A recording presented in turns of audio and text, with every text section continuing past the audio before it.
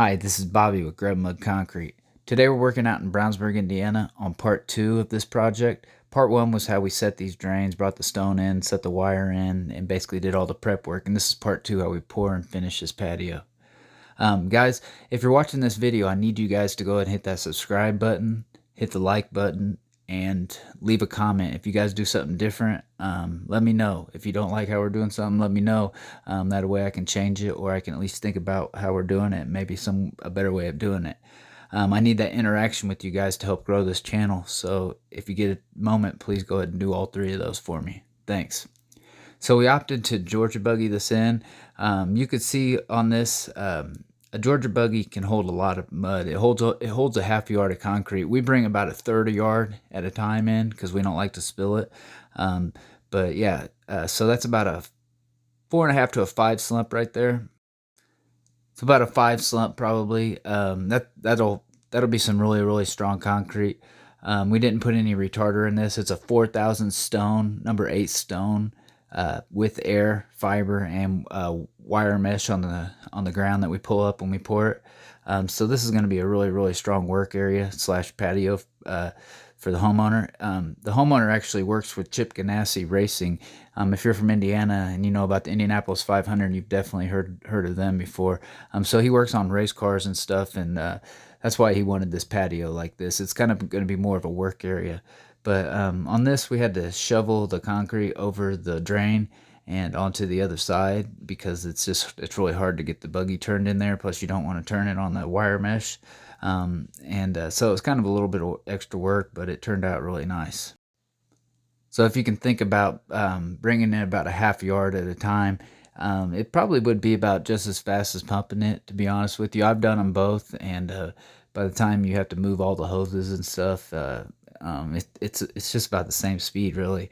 And what you do want, though, is you want to put plywood and plastic up because no doubt about it, Georgia buggy splatter. I did see somebody on a YouTube channel had a mat that went over the top of it to keep the splatters down. That was a pretty good idea. We rent this Georgia buggy. I don't own it, so I'm in the process of getting one, but I don't own this one. This is a rental, so I can't really just put a mat on it. But when I get one, I sure will have it. But yeah, so it's a process, and it's not fast, but it's so much faster than wheelbarrowing, and it's actually, if you put your plastic up, it's really a clean process. This is a very important step, pulling up your wire. We got a couple hooks. We go around, we pull it up. We pull it up with the come-alongs. We pull it up with our hands. It's going to be pulled up if it's on my job, that's for sure. And if it was sitting on the ground, it'll still do something, but it doesn't do nearly as much as it would. I'm a wire guy, wire and fiber. A lot of guys like the rebar out in Indiana. You won't see that in patios like that.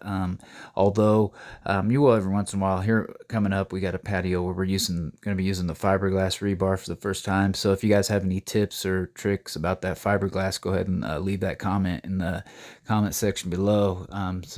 Give me some pointers on that. I've never used that stuff before, but we're using it on a job coming up this week. So it'd be nice if you guys had some pointers to go ahead and shout it out there in the comment section. On this patio, after we get it down, we're going to be cutting a 9-inch border on it. We're going to be stamping that, and I taped the top of these drains, and I also put that piece of 1x on the top, so when we had shovel over it, protected it just a little bit more, because I definitely didn't want to tear that tape. But you can see my little grade stake out there in the middle. That's my grade. That's a little bit of a high point between the 2 drains, so the water would go each way. There'll definitely be no water sitting on this.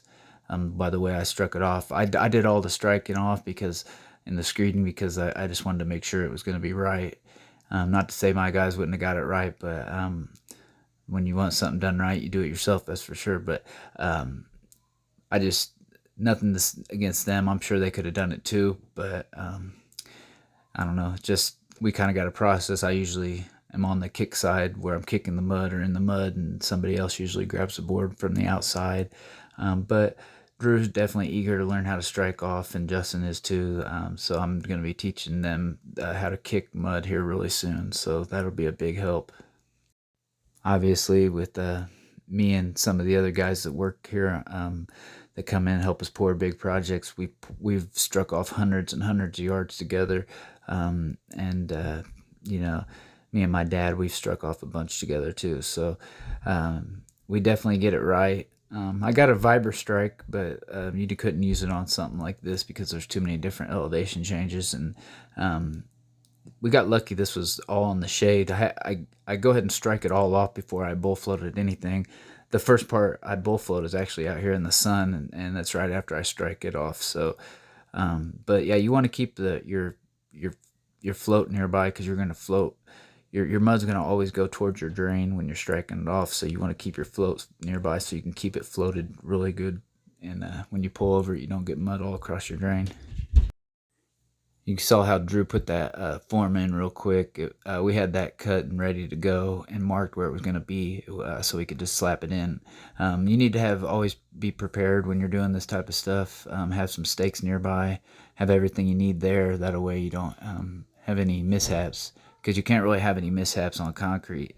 You got one chance to put it in right, and you want to make it look as good as you can, so you don't want any mishaps. That's why proper preparation prevents piss poor product.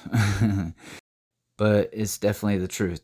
So here we are finishing striking that off, and then Justin grabs it for a minute. I had him come around that drain, and then I jump right back on it on the longer one and go ahead and finish it off.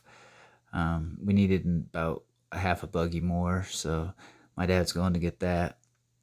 And I was blending that in. Like I said, there's actually a high point in between those two drains, so the water sheds both directions towards the drain.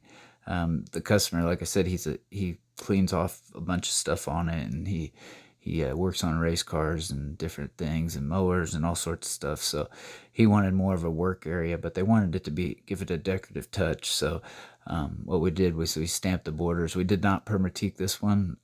We normally do. We do a charcoal on the edge, but that's how they wanted it, so that's how we gave it to them. Here I am bull floating it. Drew's floating the edges, and Justin's gonna put a little bit of mud up here by the end of my bull float. I had a little bitty hole, so there he puts that in there, and then you can float it right in with your bull float.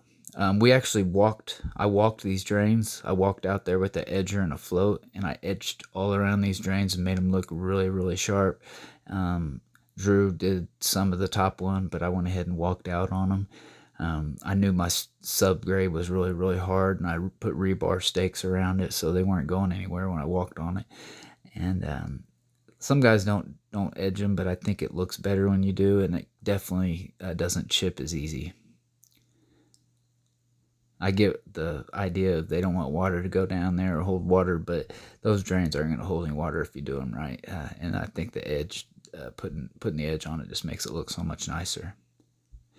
Yeah, so we're getting this all bull floated in, and then what we'll do is I'll take a tape around at 9 inches. I'll make some marks, and then we edge it with a regular edger. I don't use that tool that some of you guys use. I just go ahead and join it. On straight runs, I'll put my strike off board out there, and I'll get them really, really straight. And on these radiuses, you basically just have to freehand it.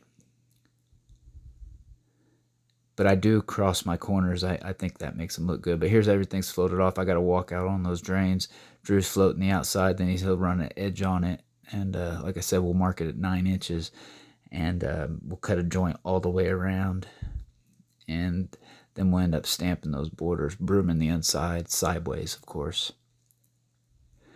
So there I got the mark right there at 9 inches. You can see scratches on the concrete. We'll lay our joiner down, then we'll lay a board on it, and we'll slide that right down the board. Then we'll freehand the radius part. Here my dad is floating the borders, and Justin's getting ready to start stamping. And I did cut a couple joints on the far side because I didn't want it to crack overnight before I came back and saw cut. So I got a couple V's coming off the other side of the drain. And we matched it with saw cuts the next day and saw cut it all up, and it looked really, really, really sharp, and it works. The drains work great. We also peeled that tape off for them, so it turned out really, really nice. But that's it. It's pretty much done. Everything's broomed, stamped borders. We just have to come back the next day and strip and seal it. What I did was I sealed it in the morning and I stripped it in the afternoon. Again, guys, if you're watching this and you like these type of videos, please hit the subscribe button, like it, and then give us a comment. All that interaction helps grow our channel. Thanks. Have a wonderful day.